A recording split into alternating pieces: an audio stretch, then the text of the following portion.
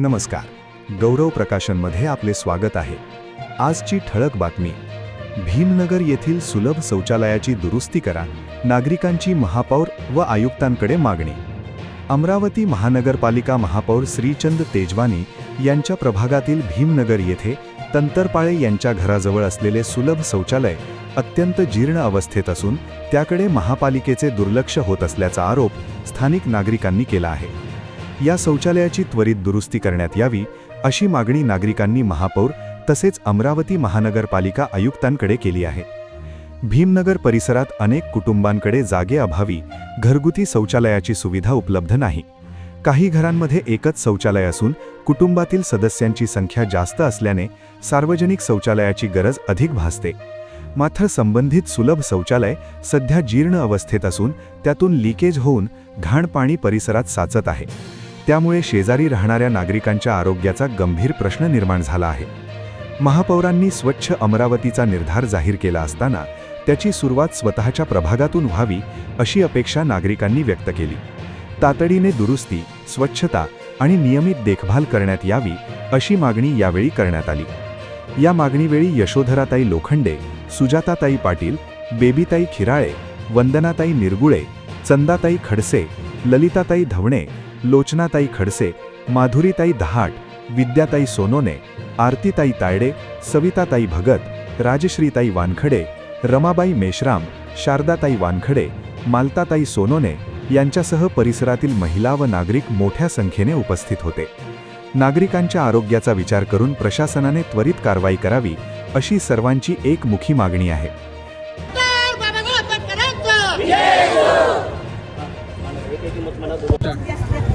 जय भीम. मी मदन गायकवाड भीमनगरमध्ये राहतो.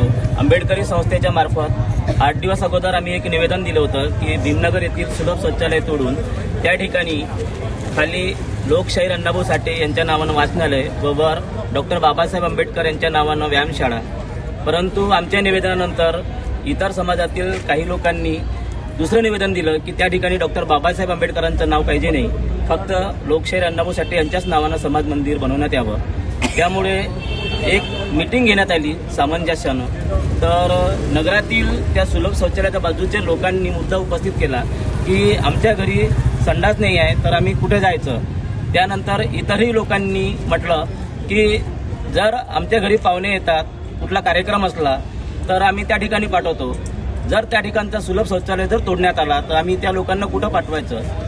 लोकांच्या घरी एक तर संडास नाही आणि ज्यांच्या घरी संडास आहे तिथं जास्त मेंबर असल्यामुळं त्या लोकांना त्या सुलभ शौचालयाचा वापर करावा लागतो.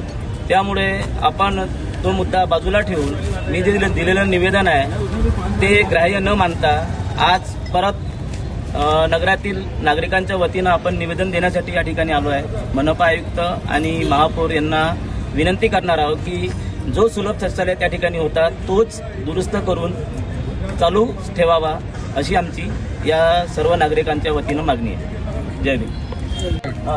जय भीम. मी वंदना निरुणे. आम्ही सगळ्या नगराच्या वतीने आम्ही इथे निवेदन देण्याकरिता आलेलो महापौर आणि आयुक्तांना. आम्हाला सर्वांना असं वाटते की आमच्या भीमनगरमध्ये सुलभ शौचालय असलं पाहिजे आणि सगळ्यांना त्यांचा त्रास होत आहे, बाकी पाहुणे वगैरे येतात. त्यामुळं सगळ्यांच्या वतीनं आम्ही निवेदन देण्याकरिता आम्हाला तिथं सुलभ शौचालय पाहिजे. जय भीम.